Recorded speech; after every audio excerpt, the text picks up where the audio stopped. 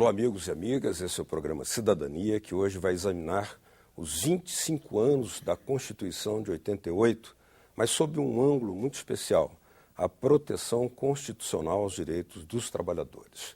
Talvez seja necessário lembrar que a primeira normatização do trabalho no Brasil foi exatamente em 1888, o fim da escravidão.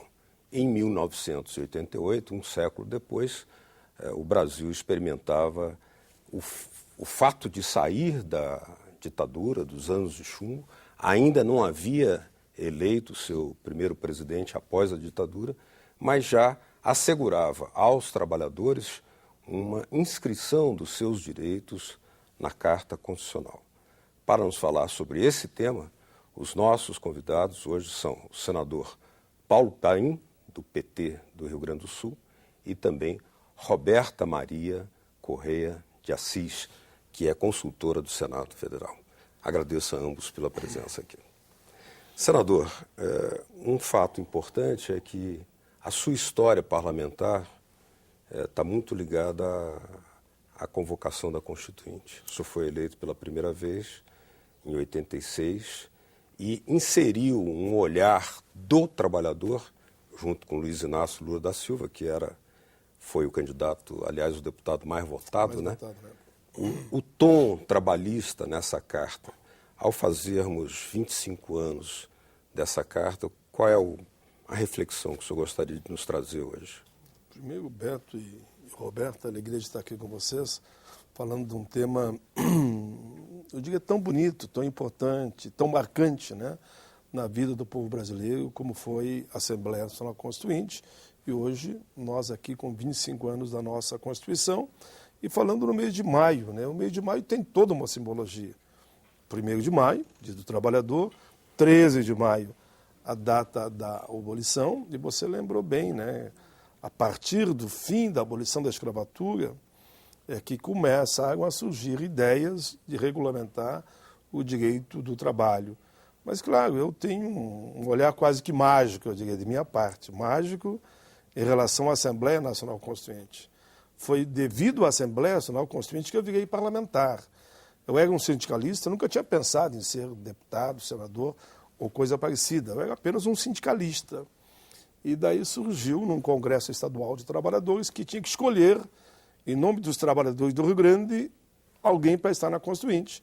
Enfim, meu nome foi indicado e eu cheguei aqui, junto com o Luiz Inácio, com o Olívio Dutra, com o Mário Covas, com o Fernando Henrique Cardoso, com o Ulisses Guimarães e tantos outros naquele momento tão singular e tão mágico, eu repito de novo, da nossa história. E aí tem um detalhe que eu vou contar que é interessantíssimo. Então, reúne a bancada do PT, inúmeros sindicalistas. Quem vai cuidar do artigo da ordem social? Todos gostariam de cuidar. Tá? Primeiro nome lembrado, do Lula. Segundo, do Olívio. Terceiro, o meu. E daí, num gesto de grandeza, que eles eram nomes conceituados no cenário nacional, o Olívio e o Lula abriram mão para que eu fosse, então, o parlamentar que do PT cuidaria do capítulo da ordem social. E aí começamos a trabalhar nessa ótica de colocar o máximo dentro daquele capítulo que fosse, e hoje consagrado, de interesse dos trabalhadores, né? Eu usei, eu acho que no programa, que alguém diz, o Paim quer fazer um dissídio coletivo agora, quer botar tudo que tinha lá no Sindicato dos Trabalhadores, do campo e da cidade, ali na ordem social. Mas, felizmente, eu diria que começou bem, quando nós dissemos que esses são trabalhadores, são direito dos trabalhadores do campo e da cidade. Porque até aquela oportunidade nós olhávamos sempre para os trabalhadores seletistas, que estavam na área urbana. E a partir dali nós regulamentamos que era um direito de trabalhadores do campo e da cidade. E infelizmente não ficou completo o capítulo que tratou das empregadas domésticas, mas eu posso dizer que nos recuperamos com a decisão recente agora do Congresso, regulamentando também o capítulo correspondente às empregadas domésticas. PEC das domésticas. Exato. Roberta, você fez um artigo, está escrevendo um outro artigo, refletindo essa trajetória de inscrição dos direitos dos trabalhadores na Carta Constitucional. Mas eu gostaria que você nos brindasse com uma reflexão, porque a Constituição foi promulgada antes do vendaval, digamos assim, neoliberal, e depois que, mais recentemente, a crise nos países capitalistas centrais tem adquirido um tom muito dramático para os trabalhadores, que seja a demolição dos seus direitos, inclusive na Europa, no estado do bem-estar social. No entanto, a nossa Constituição assegurou direitos. Sim. Esses dois elementos, como é que você comentaria? A história do direito do trabalho no Brasil, ela é interessante justamente por causa disso. Nós temos alguns marcos muito significativos que nos ajudam a entender a nossa vivência atual com a regulação das normas do trabalho, não é? Sem dúvida nenhuma, o primeiro marco é a abolição da escravatura. Antes você não teria como falar em organização do trabalho, nada disso. Aí, após isso, o segundo marco, muito importante, vem com Vargas e a CLT. Né? Então, assim, a gente tem as normas trabalhistas no nosso país, elas vêm de cima, elas vêm do governo. Então, você absorve um conflito ainda subjacente, que não havia entre capital e trabalho, e você normatiza toda essa área. Então, esse conflito, ele não implode. Então, a gente vem vindo com a CLT até a Constituição, né, de 88, que é realmente esse choque, é um choque democrático. E principalmente no que importa a negociação coletiva, e aí a importância disso que você coloca agora. Né? Várias críticas se fazem à nossa Constituição, porque ela é muito extensa, porque ela assegurou muitos direitos, porque é uma Constituição que tem muitas normas que deveriam ser infraconstitucionais. Todavia, ela é fruto da nossa história e do nosso momento, né? A gente atravessava um momento de retomada da democracia, onde as leis não valiam muito. Então, todos nós queríamos constitucionalizar os nossos direitos para assegurá-los. E, ou bem ou mal, assim foi, né? O que acontece hoje, né? Assim, houve uma pressão muito grande há alguns anos a respeito da flexibilização das normas trabalhistas.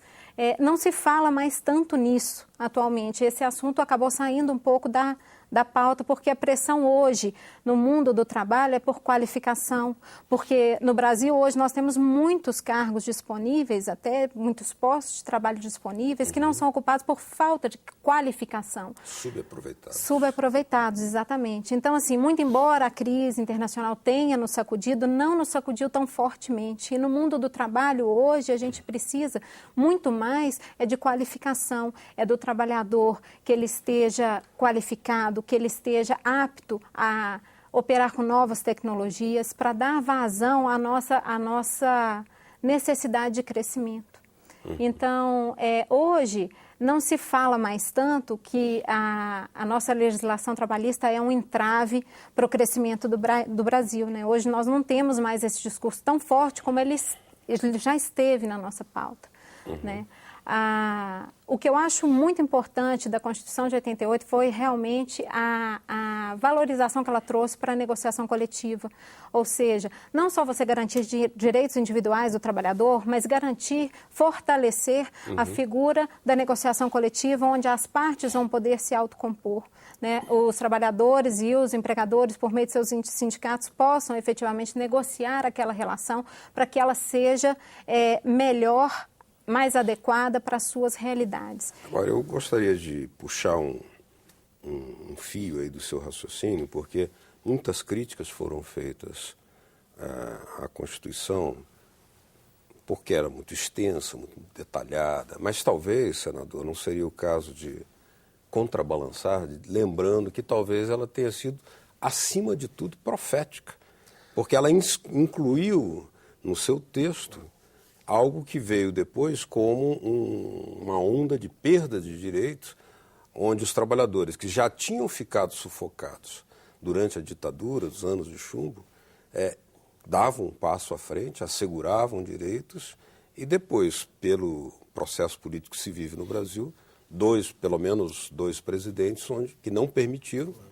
né, o retrocesso nas leis trabalhistas. Como é que o senhor comenta isso? Veja bem, Beto. Nós saímos praticamente de uma ditadura. Aí viemos para aquele período, Tancredo eleito no colégio eleitoral, falece, o presidente Sarney assume, e aí veio em seguida Assembleia Nacional Constituinte. Claro que nós queríamos, e foi profético, mas foi proposital a forma que nós atuávamos.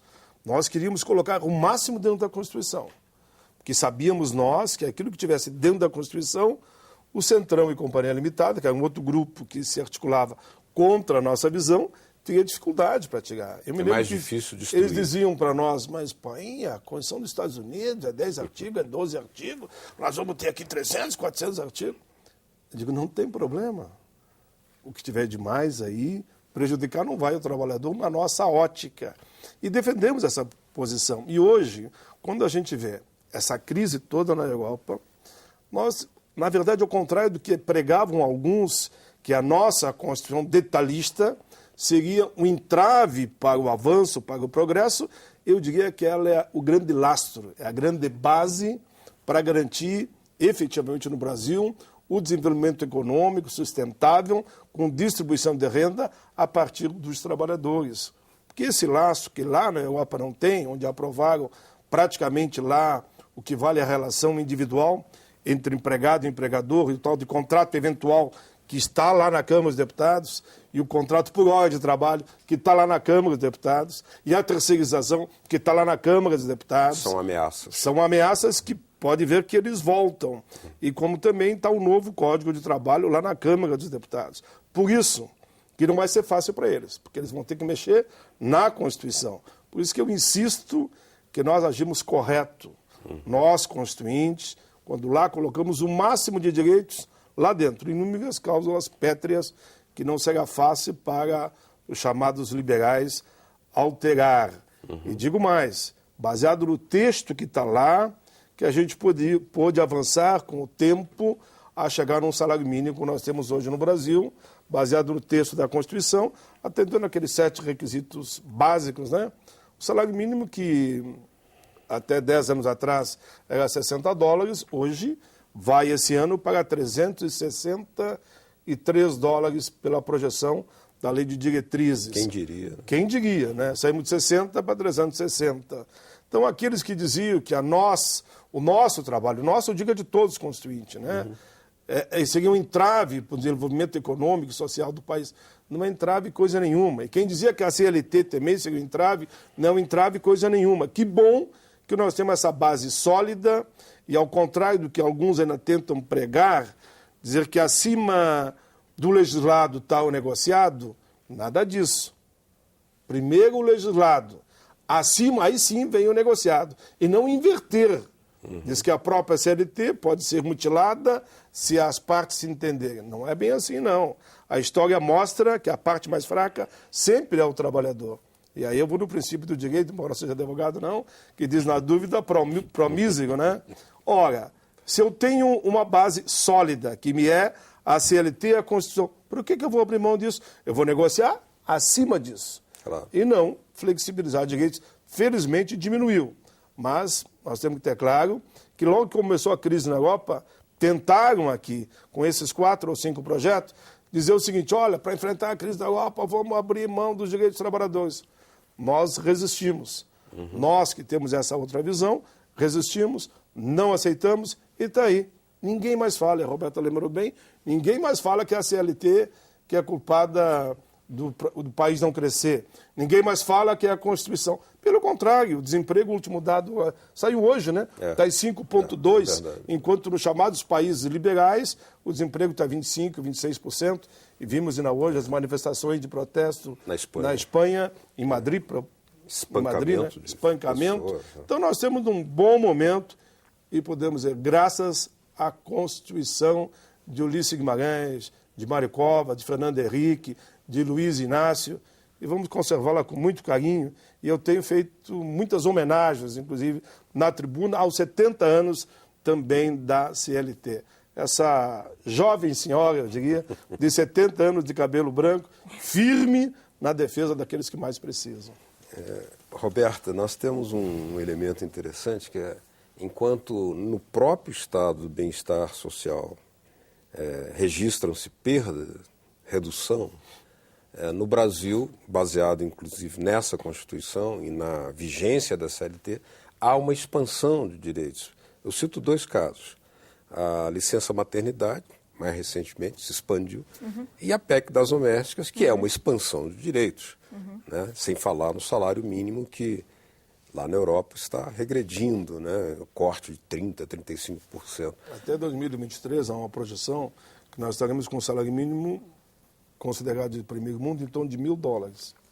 Qual é a reflexão que você apontaria? Porque os olhos se voltam para o Brasil e não é exatamente em relação a, digamos, a redução da taxa do PIB, mas, pelo contrário, a expansão dos direitos ao consumo, ao trabalho, né? O desemprego caiu enormemente, né? Sem dúvida nenhuma, assim, nos últimos 25 anos, né, assim, a vida do trabalhador brasileiro melhorou sensivelmente, né? Não há como, contra fatos, não há argumentos, né? Mas, de qualquer forma, e a Constituição tem muito a ver com isso, né? Assim, a vivência dos ideais consagrados na Constituição tem muito a ver com isso, muito mais até do que o rol de artigos, do rol de direitos ali no artigo 7º, são vários, são longos, mas muito mais do que isso, os princípios ali inscritos, e o maior deles talvez seja, do ponto de vista do trabalhador, né, o princípio da igualdade. Né? Então, você equipara, num primeiro momento, o trabalhador rural, como lembrou o senador Paim, o trabalhador urbano rural e o avulso, né, com os mesmos direitos. Naquele momento, você expande sensivelmente os direitos dos domésticos.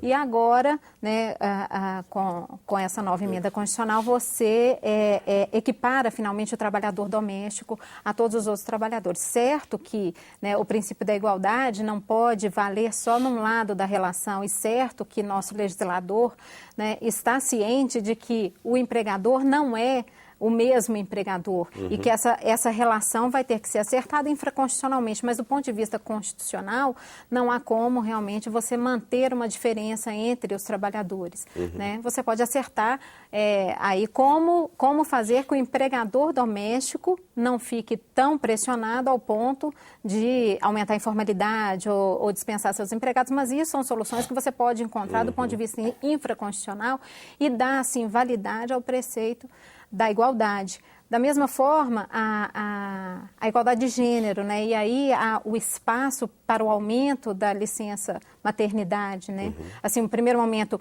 a própria Constituição de 88 aumentou sensivelmente a licença maternidade. Grande Alceni Guerra, viu? Exato. Ele era médico, eu me lembro que ele contou na tribuna a experiência dele com as filhas. E no primeiro momento, todo mundo disse, licença paternidade, eu estou lembrando aqui. No fim do discurso dele, todo mundo batendo palma para ele. Alceni Guerra, na Constituinte. Desculpe interromper, mas eu quis fazer uma homenagem ao Alceni, porque se não fosse o discurso dele, não teríamos passado a licença paternidade. E agora a gente vive um momento muito especial, porque a vivência, né, num primeiro momento, há uma resistência muito grande, né? Assim, mas o aumento da licença maternidade vai gerar o desemprego da mulher. Isso foi absorvido pela sociedade. A gente vive um momento importante de transição em que você começa a entender, né? Já vão 25 anos, fala, nossa, mas demora tanto, é muito pouco, né? Mas já vai se entendendo a figura, a responsabilidade pelos filhos como sendo uma responsabilidade que tem que ser compartilhada entre homem e mulher. Isso é um reflexo da igualdade que foi lá inscrita no artigo 5º, mas também no artigo 7º. Você não pode discriminar a trabalhadora mulher, você não pode pagar menos a ela porque ela é mulher, você não pode deixar de empregá-la porque ela é mulher. Né? Então, tudo isso são conquistas que a sociedade ganha, né, com a vivência dessa nova ordem constitucional. Né? Isso tudo é muito caro. Perfeito. Eu gostaria de levantar agora 2 pontos mais contraditórios e desiguais, porque é fato que é uma conquista da sociedade brasileira os 25 anos da Constituição. Mas há elementos na Constituição que ainda não adquiriram vigência, como, por exemplo, analisando em termos de processo histórico, o fim da escravidão ainda, digamos, encontra bolsões de resistência no trabalho escravo que ainda precisa ser combatido hoje. Você tocou muito bem. Há desigualdade na remuneração entre homens e mulheres. Há desigualdade, por exemplo, em fazer valer plenamente a Constituição.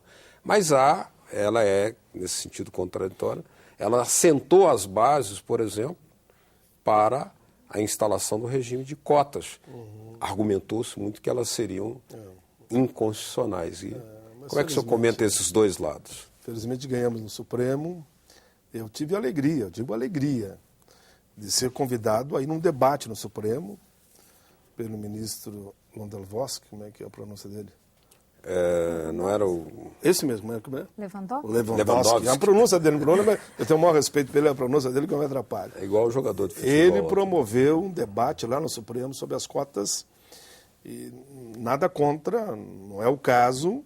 O senador Demóstenes Torres foi defendendo contra, eu fui defender a favor. E independente da articulação e da defesa de cada um, a alegria foi o resultado final no Supremo, né? Foi praticamente por unanimidade que passamos a política de cotas e depois aprovamos também aqui no Congresso. Mas para mim a alegria é ver, até eu digo que é uma página virada da história. Por que eu digo isso? Porque eu não sou daqueles que fica tripudiando em cima do adversário quando você avança. O importante é que a causa avançou, né? Mas muitos diziam que nós íamos pregar uma guerra racial no Brasil. Olha, a nossa juventude provou que não é racista, que não é preconceituosa, que vive muito bem nas universidades, pobres, ricos, negros, índios, ciganos. Vivem e estão vivendo tranquilamente. Eu não vi um episódio negativo depois da aprovação da política de cotas nas universidades. Claro que houve um ou outro indivíduo que entrou ainda com uma ação aqui ou acolá e acabou perdendo porque o Supremo já tinha pacificado essa questão.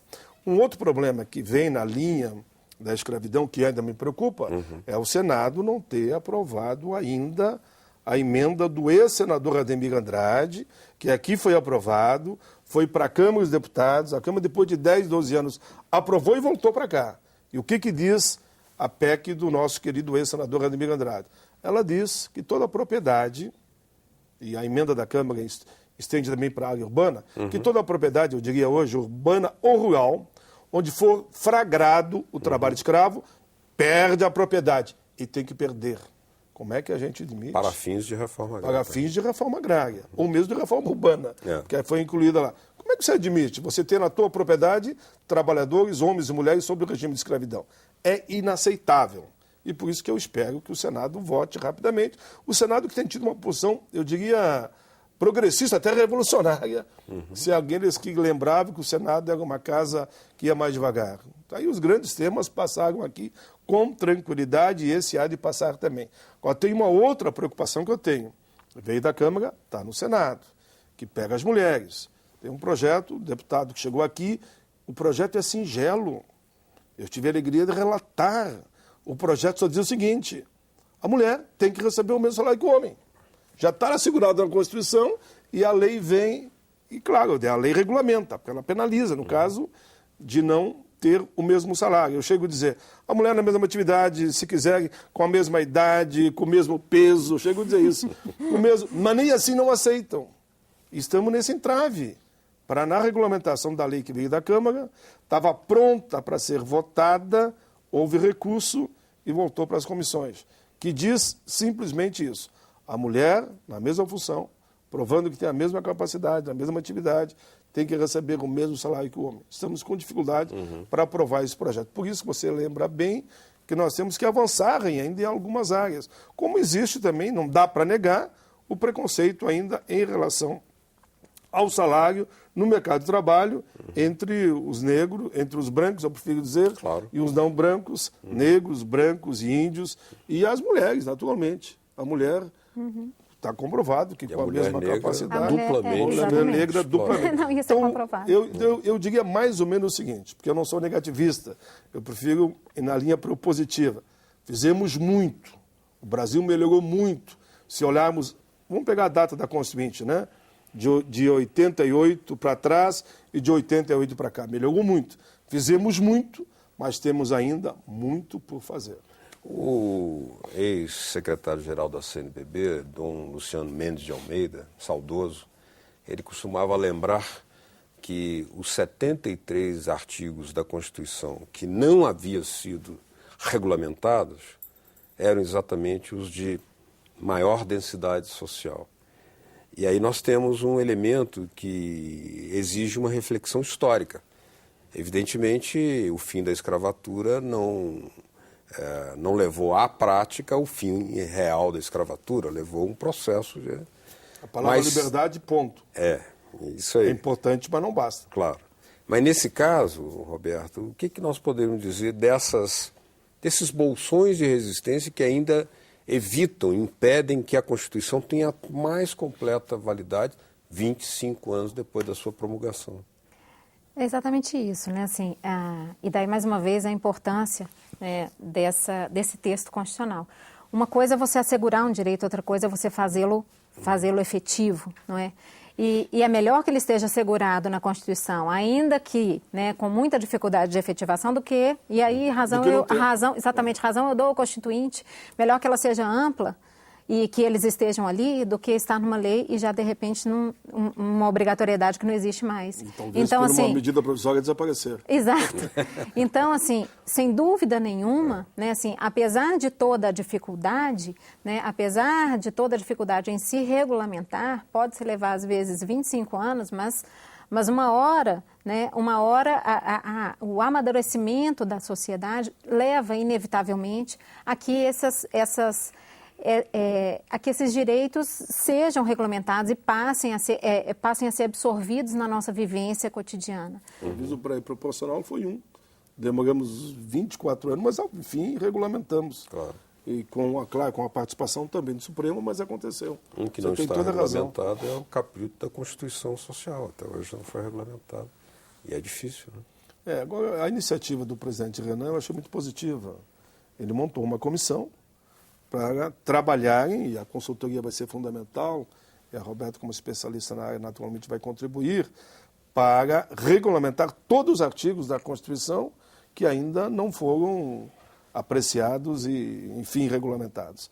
Essa iniciativa existe, foi montada uma comissão com senadores de diversos partidos, claro que foi muito disputado. O senhor participa, né? Eu não estou, mas eu sou auxiliar, porque eu vou estar metendo a cara todo dia lá. Bom, lamentavelmente nosso tempo chegou ao final aqui. Mas que pena, porque eu comecei a lembrar o tempo da Constituição, eu falei demais. Né? Porque eu sempre digo que bom que eu estava lá, são momentos da história que a gente não esquece. É verdade. Jamais. Um dia a gente vai discutir como é que foi o capítulo da reforma agrária, viu?